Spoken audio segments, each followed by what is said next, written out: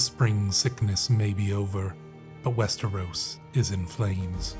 The Third Blackfire Rebellion, led by the pretender King Aegon and his ally Bittersteel of the Golden Company, landed in the Stormlands and smashed the forces of the Targaryen loyalists. Now they prepare for further conquest in their plot to strip the Targaryens of the Iron Throne. In the north, a wildling army led by Raymun Redbeard launched a surprise attack against a complacent Night's Watch, crushing the defenders of the Wall and capturing it for themselves. House Stark rallied the north to crush the wildlings, but Lord Stark was slain alongside his eldest son at the Battle of Long Lake, leading to a wildling victory.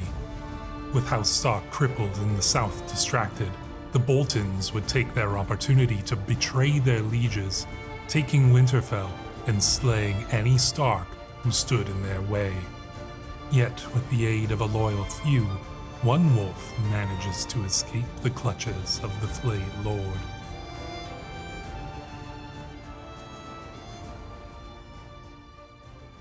Hello Wanderers, welcome to a brand new Crusader Kings 3 roleplay series in the Game of Thrones mod with the Roads to Power and Wandering Nobles DLC. And as you will have no doubt seen in that intro, we are playing as young Artus Stark, the last of the Stark sons and the future of that dynasty. Now, before we get into our character here, let's just zoom out a little bit and take a look at the world. Now, you will have been caught up on the events of the world here through that intro, but if you want to see what that looks like on the map, it looks just like this. And yes, as you can see, the wildling forces of High King Raymun have punctured pretty far into the north in their conquest, and they are going to no doubt continue to make their way further into the north, and I'm sure he's going to consolidate the lands beyond the wall as well.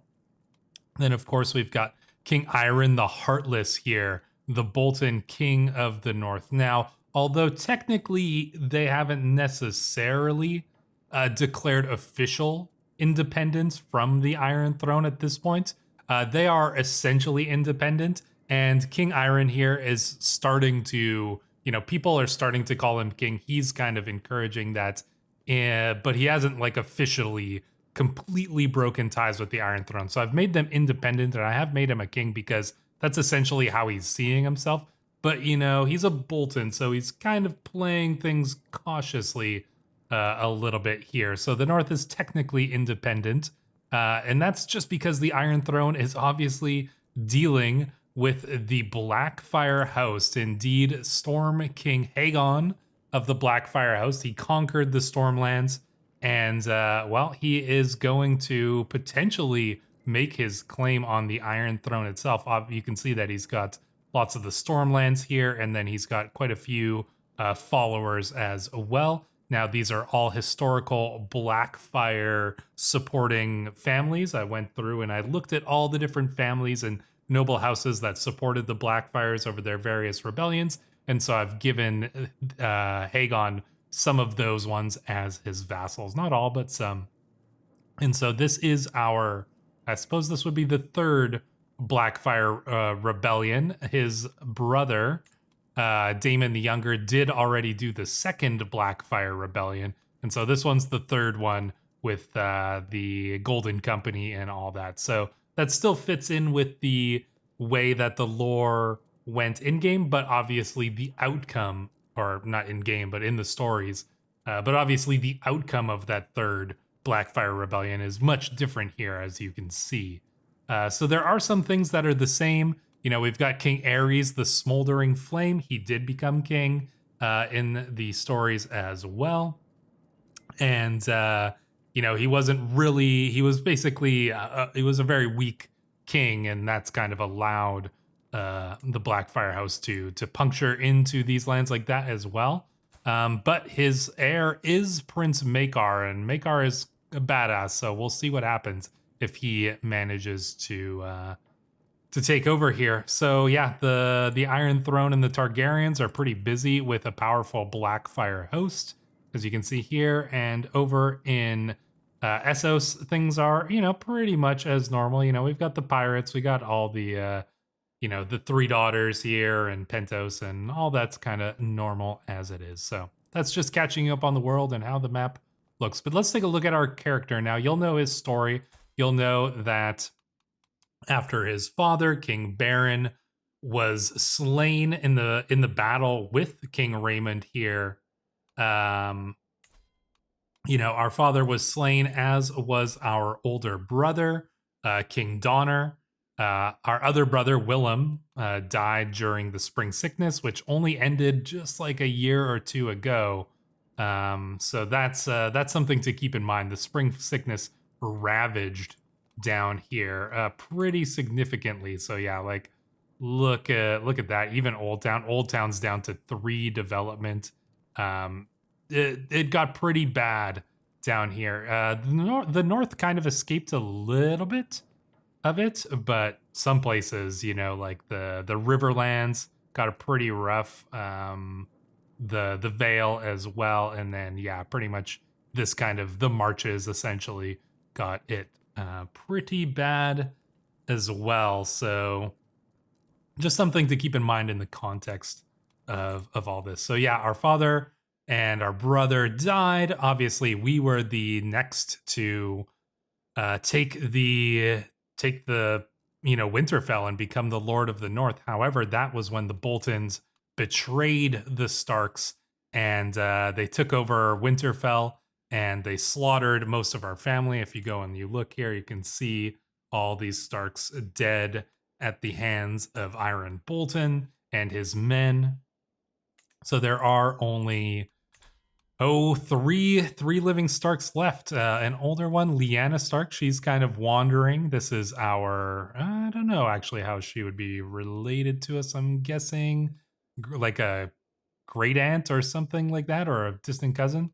And then our sister was captured by the Boltons, and as you can see, she is betrothed to Prince Donnell of Bolton. So that is essentially to give the Boltons some extra legitimacy in holding the North here, because they'll definitely need that. There's still a lot of Stark loyalists, but quite a few of them have been put down, and a lot of them died in the battle with High King Raymond here. So that was kind of that was like one of two main turning points, I would say, that kind of turns this into an alternate history. Was High King Raymond.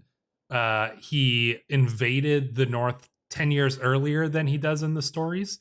And so he was able to strike a stronger victory against the North. Now, an interesting thing in this books, it's actually Ardos here who kills King Raymond when Raymond invades. So his brother, I can't remember which brother it was. Maybe it was Willem. I think maybe Willem is the Lord of Winterfell at that point. Or maybe it's Donner. Whichever one it is, they die in battle with King Raymond. And then Ardos is the one who slays Raymond after that. And although he doesn't become the Lord of the North, he does get himself one of the, what do you call them? Like the sarcophagi down in the crypts of Winterfell, one of the statues. So it's kind of a difference there, as you can imagine. High King Raymond came a little bit earlier, and well, he found some success. So that's kind of one of the big timeline changes. And then obviously the other one is the success of King Haegon's invasion here into the Stormlands and the Third Blackfire Rebellion. So that's kind of where things have diverged, essentially. And so yeah, we're playing as Ardos now. Like, this character in the books, in the stories, he has a really interesting story. He's an interesting character, but we're going to be seeing how he ends up in this scenario. So we can take a look at our character. He's 8 years old. As you can see, he's only got one living sibling left, and he doesn't have any traits. He's just bossy. That's it. So we've got him learning a martial education. His stats are actually pretty good already. And that's as it is. We do have ice. Now, the whole thing was that we were down in White Harbor when the Boltons betrayed us, that's how we managed to escape everything. So we were down here in White Harbor with our good friend Garth Manderley, and the Manderleys were kind of, we were staying in White Harbor for some time, essentially kind of like as a ward, or just visiting there for some time. So that's how we managed to escape. And one of our good, noble, loyal Stark loyalists brought us ice. So that is why we have ice after our father died in that battle. So that's how it managed to escape the hands of the Boltons. So yeah, we have ice, but we can't really use it. That's the thing, because one, well, we're obviously too young right now, but two, we need to hide ice. We can't actually. We don't want to. We don't want people to know that we are a Stark. So we have to keep this weapon in hiding, and we can't start using it until we have essentially revealed ourselves to the world, because the whole point of it was to escape from the Boltons. Now, you might be wondering why we didn't escape to the south. And just to go into a little bit further explanation for that, there was a plan to go south to House Royce, which we do have family members from House Royce. I mean, as you can see, Lord Otho is our great grandfather. But the Boltons were sending assassins, and so there was a plan. A plan was hatched by our current guardian, Graham Mormont. This is going to be an important character, so we're going to get into him in a little bit. But Graham Mormont hatched a plan, and that was to send two parties, one to the south towards the Royce lands to try to essentially distract the Boltons, and then the other party, which would have Lord Ardos in it, was going to head north, where the Boltons would least expect us to go, and where their assassins would not be as likely to follow. Now, what happened to that second party?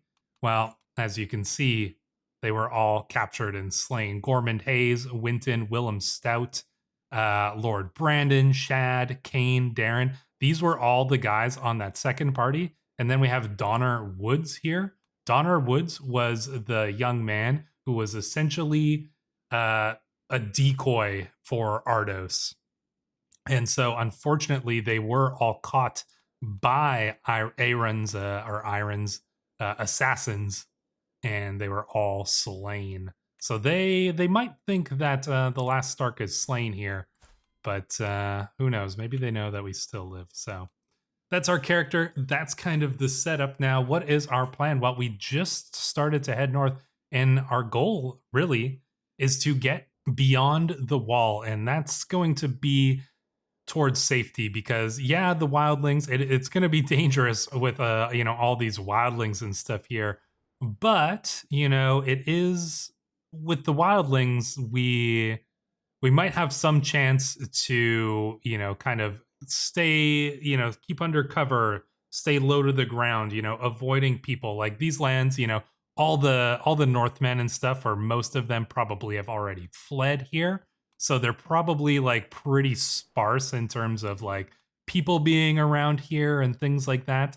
And so we might be able to make our way north, get up into the lands beyond the wall for a little while Lord Ardos is trained and is raised to essentially take back what is his, and then we'll come back south once again, raise up an army and take down the Boltons. That's the whole plan that was forged by Graham Mormont here, and we are going to try to enact that plan. So obviously Graham is our second in command here. We'll take a look at his traits, because like I said, he's going to be an important character. He is just, he is wrathful, he is gregarious, he's an intricate web weaver, so that's kind of where he came up with all this plan. He's a gallivanter, so he was the eldest son of Lord Wendell the Brave, but he took it upon himself to lead this mission, and so his younger brother is now going to be the heir to the Mormont family.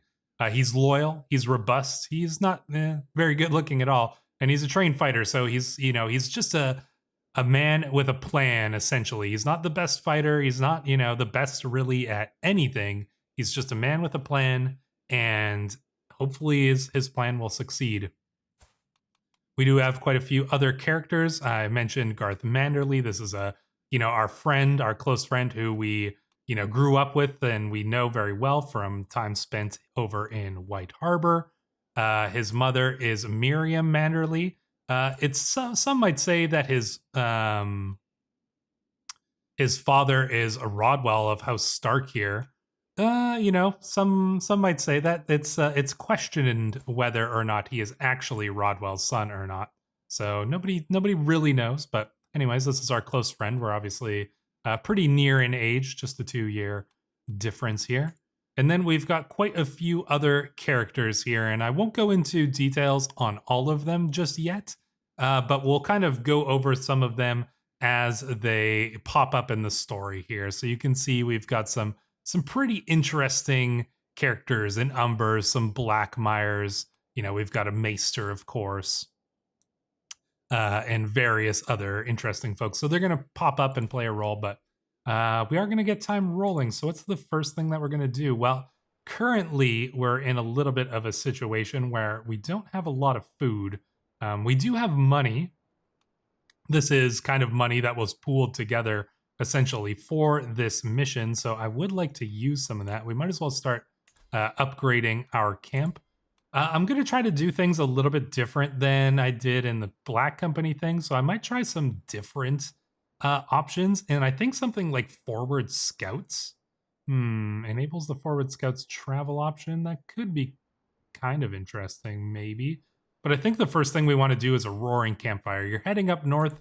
I think a roaring campfire would be a good thing to have. So yeah, we're not just going to be playing all the optimal kind of options here. I'm going to be trying to do it a little more in the roleplay spirit here. So we need to get some provisions because we don't have a lot for our trip here. So let's go and try to do this. Stepping outside the camp, we survey the surrounding hills, seeking any sign of game or fodder. Long streams should treat us well. The valleys are full of life, and one need only take the proper time and care to find food here. With my snares, I shall feed us all. I can find us something to eat. Well, let's see. I mean, this is obviously not us doing it ourselves. This is going to be our men anyways. Let's see. Best chances are probably here with the snares. So let's send our men out with some snares and hope that they get us some food. Oh, that didn't sound good. Did we get any food? We did. I don't think we did. All right. Well, that's unfortunate, but we do need to keep heading north here because we can't afford to stay too close to the Bolton lands. We got to keep ahead of their assassins. So, all right, let's. Can we get somewhere? Just kind of look. I want to see where the best place to look. So we got to get north. It's gonna be difficult to, I think, pass through Castle Black over here. Potentially we could go maybe to Eastwatch by the sea and see if we can like make it around there. There's a lot of other places we could probably try to get through, but I think getting through Castle Black would be pretty difficult considering it's in the hands of the wildling.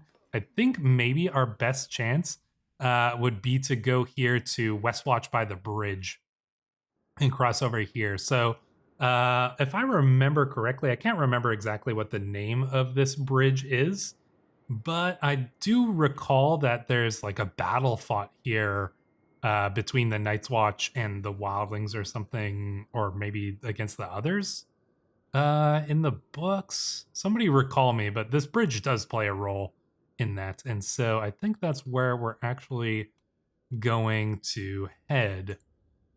Hopefully we'll have enough food. So let's make our way over to Westwatch. 1200. Oh man, that is not enough. We're gonna run out of food. Okay, so we're gonna have to go to, let's see. All right, we're gonna go to Circlewood. I think that's where we'll head first, and we'll try to or we'll go over here. Yeah, that should be fine. So we'll head over here. 250 provisions. Let's start heading there. We're gonna need to do something about our food situation for sure. The path ahead stretches on and on, a lonely winding thread twining towards the distant horizon. The camp is quiet. Just a few scattered tents and pack animals yawning in the breeze. Strangers and hangers-on rise with the day, preparing. Well, none of these guys are strangers, and none of them are hangers-on. Like, these guys, everybody in our camp has sworn an oath to protect Ardos and to raise him until he can lead an army to go and take back the Stark lands. So every single one of these guys here is, you know, a Stark loyalist who have sworn themselves to this cause. And so, you know, these guys, all of them, these are people that that we can trust. Most of the miscellaneous chafe. No, there's not. We don't have miscellaneous chafe. Let's see. I've taken no worthy followers yet. Well, we're not gonna. I don't need to pick any random troops. I think so. Yeah, we're not gonna get any extra followers. We already have all the followers that we need here, so we don't need any randoms. All right, so we've made our foothold in the Sullen foothold. We can't explore the castle holding. How are we supposed to get food if we can't explore the castle holdings? That's actually interesting. And it takes 3 years before we can... Okay, so we're going to actually have to do contracts, I guess, in order to get food and things like that. That's interesting. This is going to be a really interesting playthrough that's kind of different. I don't know exactly how it's going to go, but we'll find out. So let's see. Can we get over? No. Okay. So we're following the road. So I think we're going to run low on food over here. But we could... Do we go to Molestown? Maybe we go to Molestown and just kind of like see what the situation's there. Maybe then we decide to go through Castle Black, or we'll decide to go across the bridge. So let's start moving our camp here. Hopefully we won't get any bad privation events. Doesn't look like we did. All right, do we have any... All right, what is this? Hired muscle. What do we get from that? It would give us some provisions. Chief Tormund. It's going to be interesting. I know that these events might not like necessarily make exact sense. So I'm, you know, you'll have to use some imagination of how all of this works. But you know, basically we're basically going undercover, you know, probably as deserters from the Northern Army. And that's why, you know, we're heading into the Wildling lands. And, you know, the Wildlings are free people. And so, you know, if we can just prove ourselves, if we can fight and survive out here, then the Wildlings might accept us as well. And so that's kind of what we're banking on here. So we do need those provisions. We can't really afford not to take this contract, honestly. So yeah, I guess we're gonna do some hired muscle for Chieftain Tormund. So, you know, part of this whole thing is the idea that yeah, we're doing what we must in order to keep Ardos alive long enough to raise that army and take down the Boltons and to become a man in his own right here. So we've got our caravan master, Harrion Blackmire. He's a twin. He has a identical twin, Farlin Blackmire here. So they're Crannogmen. Obviously, they were sent to Winterfell with a, you know, missive from the Crannogmen, and they got roped into this whole scheme as well when the Bolton betrayal went down. So Farlin and Harrion here are going to be pretty useful to us. But let's see. Travel options, scout for talent. No, we don't really need to do that. Kind of danger. It's all forest danger, right? So wilderness kits. Actually, it doesn't help that much. I'm surprised, actually. It made it go up. Yeah, look at this. Where's the danger here? Oh, it's Taiga. Arid Explorers pack? No, I wonder what... Alright, well, let's see. Purchase Pathfinder's gear? No, that's not going to help. Okay, so either way, we're facing 5 danger. We'll just have to accept it. Well, we might as well not pay the money then. So let's just go. We're gonna try to sneak through the wall here.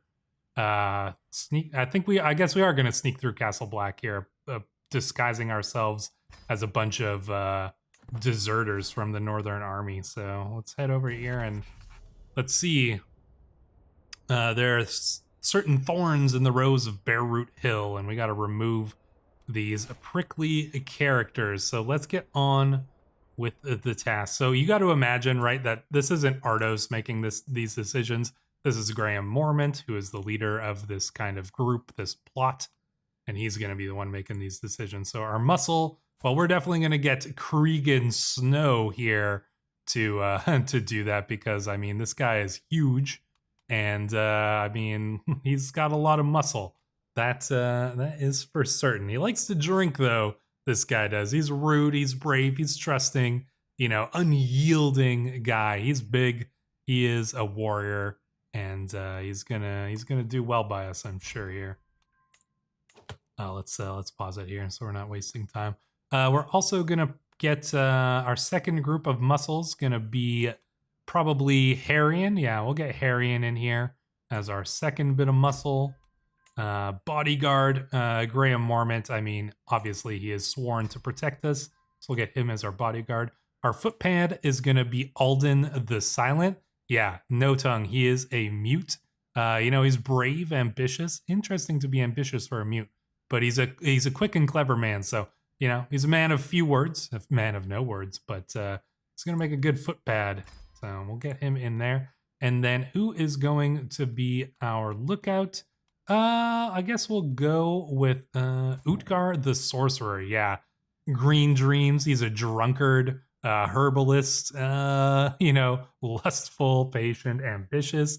Interesting guy, Utgar the Sorcerer. He says he had dreams that sent him to join this plot, and so like the plot to protect Ardos. He had, you know, prophetic dreams about it. I don't know if we believe him, but we're gonna get him as our lookout here. Hopefully we can trust this guy. He seems like a little bit of an eccentric sort here. So let's see how this plot goes.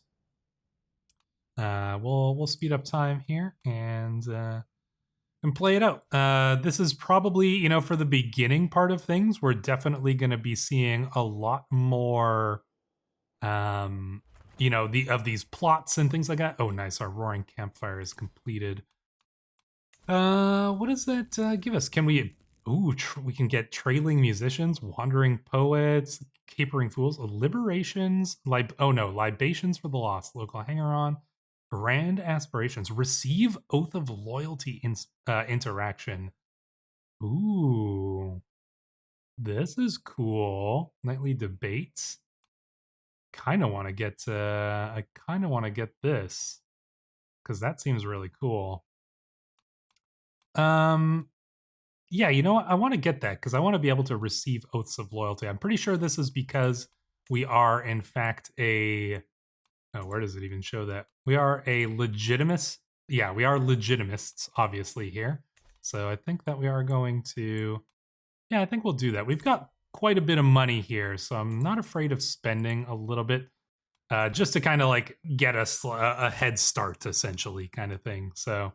That's the ultimate goal here. But yeah, we're going to be doing a lot of these little intrigue plots and contracts and stuff like that. We're not going to be building up an army right away. It doesn't really make sense that we would start building up an army unless something happens where we have good reason to start recruiting wildlings, or until it's safe enough to head south and start doing things that way. So 68%, 75%. We could probably execute this scheme now. Execute with confidence. We get that +5. You know what? Let's go one more here so that we can get that boost. Yeah, there we go. Now we'll execute with confidence. There we go. And we were successful. So, we sent our men out to go and assist this wildling chief. And we got a little bit of money out of that, and we got some provisions. So that's gonna keep us alive. And he is on our roll of patrons now. Did we get can we make a request for more provisions? Make a request. We need the prestige. Oh, I'm not really sure why our prestige is actually so low. That might actually just be kind of bugged out or something like that. Because I don't think we should be at negative prestige now. So I might go and set our prestige to normal after that. But we'll see. We can potentially negotiate an alliance with our stepfather, Iron the Second. Wait, how's he our stepfather already? Oh my god. Our mother was imprisoned by him, and he forced her into marriage. I did not set that up, you guys. That I love when things like this happen in this mod, especially. So Iron had our mother prisoner, and he had our daughter or our sister here, prisoner as well, and arranged that betrothal. But then he took our mother as his wife. Wow, what an evil bastard this guy is. That's crazy, actually. That is so. Oh man, that's cool. You can totally imagine that in Game of Thrones playing out exactly like that.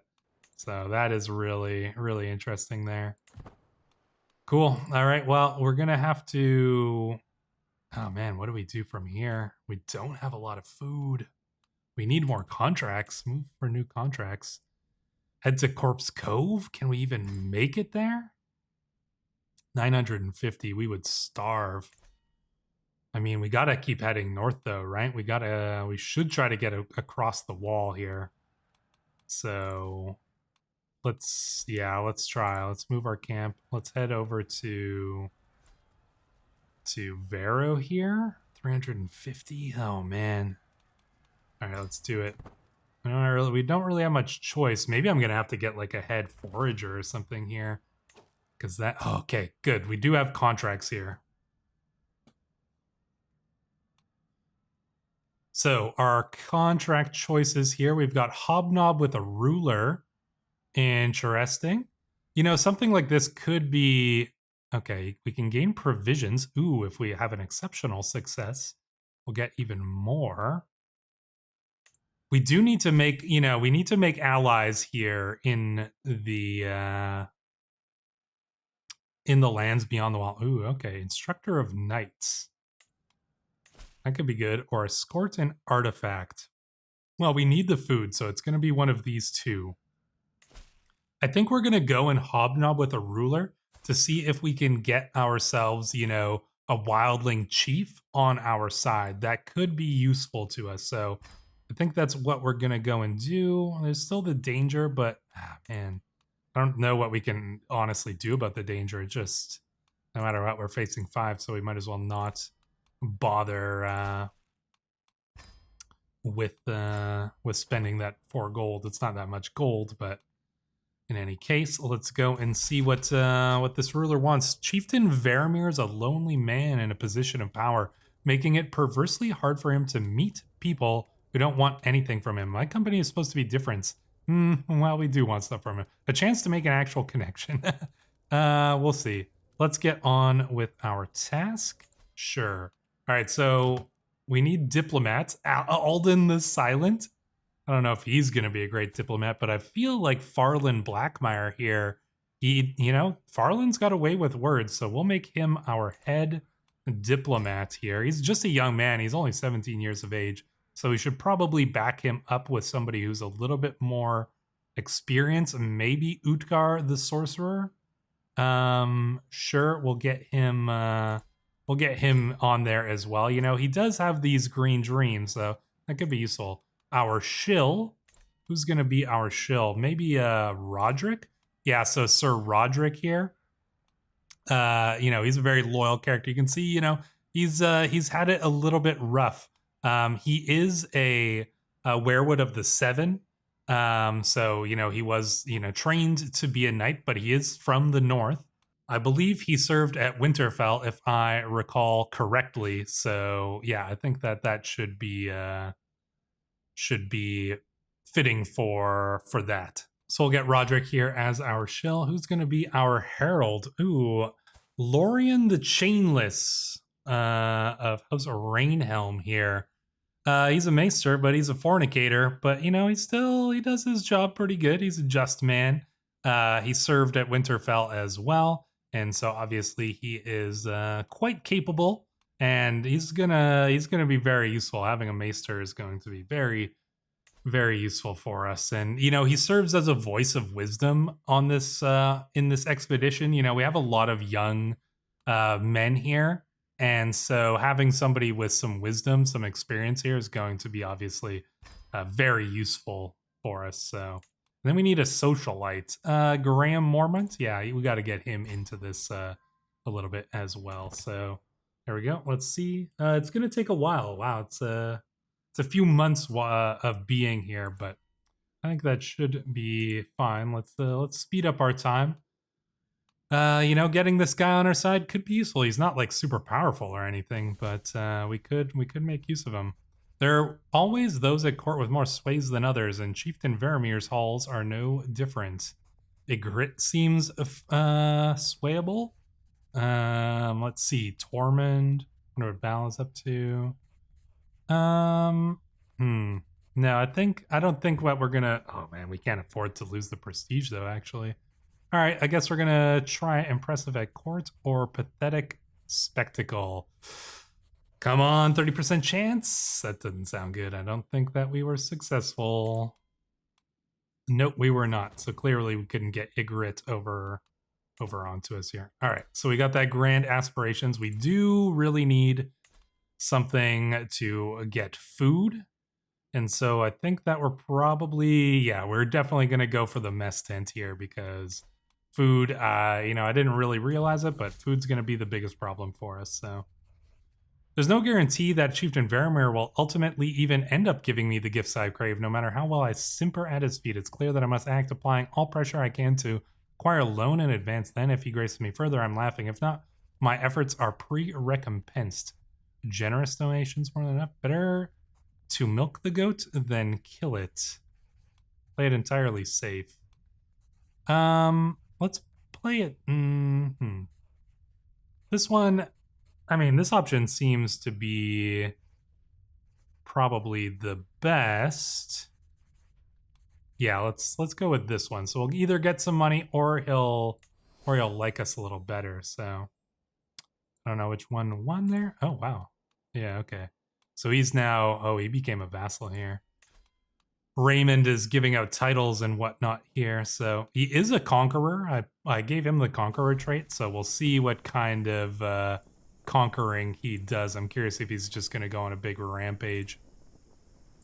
I am incredibly impressed by one of the household captains. I was finally introduced to him face to face, and I am no less impressed now. I will remember his words for the rest of my life. Give others their due and you will receive your own in turn. Work hard and you can master anything. Greatness comes in time. Be there to grasp it. Okay, patient could be good.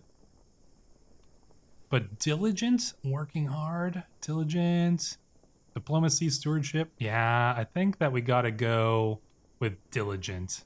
We gotta work hard if we're gonna, Well, actually, you know what? Patience would probably be very important for young Ardos here. So, oh man, diligent and patient. I'm gonna go with diligent here. So, to try to work hard. I'd like to get patient as well, just because it, makes sense. But we're gonna go for diligent there because, yeah, that was partially just picking it because it's the better trait, really. So, you got to make some mechanical decisions, right? At least a few. Oh man, this is taking forever. Wish we would have tried to speed this up instead, but it's fine. We're not losing any money, and we're still raising. We're getting trained by Graham Mormont here and whatnot. So that's that's still going to be helpful to us. All right, we got that new mess tent. Can we upgrade this? Knowledgeable herbalist could be good. Adept curers. Skilled cooks. Knowledgeable herbalists. We do have, Utgar the sorcerer along with us. Murder schemes, supply capacity, provisions capacity. We definitely need to... Yeah, I think that we got to go... I mean, we can change these and we can get more, although this is pretty expensive. Now, this will be useful, though. Knowledgeable herbalists. Let's get that. So there we go. That should be helpful when we're getting ourselves those provisions. So actually, this is kind of interesting. We're pulling off this super long plot here, but you can imagine that it's basically just our camp. The people who are protecting Ardos. We've just kind of like set up here in Goutweed, and this is where we've got our camp set up, and we're basically just kind of trying to get Chieftain Varamir on our side, and this is where they're essentially keeping Ardos while they raise him to be what he needs to be to take his lands back. Impressing Chieftain Varamir is feels like a full season's work. Yeah, it sure does. My skill with diplomacy will surely impress. I could show off my shrewdness or remain aloof. Oh, we need that prestige, don't we? Oh no, we get more prestige if we pull off one of these though. Oh man. Let's try it. 57, come on. Oh man. Having bad luck with these events, you guys. That's unfortunate. We're just too young and inexperienced here. We are currently, although we have the martial education, we're still being raised by Graham Marmot. But probably when we turn maybe 13 or so, I'll switch us over to one of the warriors to finish off kind of our martial training. Two of my agents, Farlin and Roderick, seem to have found common cause in our plan beyond the basic goal. Oh, that's so cool. Beyond the basic goal of keeping, and raising artists. Impressed by his compatriots' skill with the letters speechcraft and general rhetoric required to hobnob with the ruler, Roderick has taken to studying what Farlin does differently to himself in hopes of improving his own skills. Harmless enough in theory, but it doesn't help our overall goal. Excellent. Oh, wow. Roderick's diplomacy increases by 4. Put that energy into the plan. Okay. Scheme phase length. Oh, wow. That's actually good. 500. Oh, wow. We gained 500 diplomacy. Perhaps there's something I could learn from this. Oh, man. 500 diplomacy is not really going to be that helpful to us. Roderick, his diplomacy is so low, it's not going to matter anyways. So it's either we say, I think we put that energy into the plan. Yeah, I think that's the best option here. So there we go. All right, nice. The knowledgeable herbalists have been constructed. I do want to probably increase our pavilion size now. 200. Yeah, all right. Now we're getting low on gold. So we've basically built up our camp as much as we could for now. I do want to do... Ooh, wait. Can we do hunts? I thought we're too young to do a hunt. Start hunt. Yeah, we are. We are a child, so we can't do a hunt. Interesting. Should just block that off when you're too young to do it. But in any case, it is no matter here. All right, so the scheme seems to be going along. Hopefully we will get Chieftain Varamir on our side. He's got some money, and he does have a reasonable amount of troops. Let's see what's going on elsewhere. The High King is still doing his thing. Oh, what's going on around the realms here? The child preacher. I watch my agreeable friend Garth talk to some other children about the father. Up here in beyond the wall. Okay, interesting. Interesting plot, Garth here. Oh, I'll protect you. Oh, we gained the trait Brave. That's going to be good. They were laughing and leering at him. Oh, okay. So So he goes and he's talking about the 7 to a bunch of these wildling children, and they're gonna beat them up. So do we go and step in? Yeah, I think we do. I think we're gonna go and step in. I'd like to get the brave trait, and I love this idea that we see our friend getting in a fight, and Ardos just goes in, and he's gonna go and fight him too. So that's pretty good. There we go. Brave, nice. As I look upon a young sorcerer walking by, sweaty with labor but a blush on her cheeks, I am entranced. What is this feeling, this longing? Who is this girl? Osha. Okay, so just some random wildling girl. Girls are so fascinating. Oh, let's get a crush on her. Sure, I like that. Oh, she's our courtier. How did she get into our court? Interesting. I guess she's like, maybe she's just kind of like an orphan wildling girl and she's now like hanging around with us. That's kind of cool though. Maybe we'll marry a wildling girl. That wouldn't be advantageous for us. We should probably head south and then try to marry into a family that can bring us with an army, but who knows how this story's gonna play out, honestly. Truly is it a blessing to have someone like Farlin involved in our contract. An enviable combination of skill, access, and proximity provides us with a various amount of options. Agents at the heart, scheme growth, future potential seems good. Agents at the mind. Base success chance plus 10%. That is good. Yeah, let's get that base success chance up. 74. Oh, we've got a pretty good chance.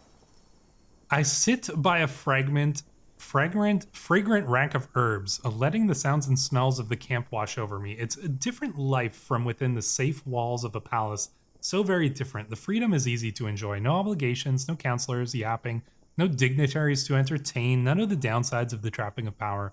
Yet these freedoms are dearly purchased. The constant scraping for survival wears thin. Increasingly, every night I yearn for a proper bed.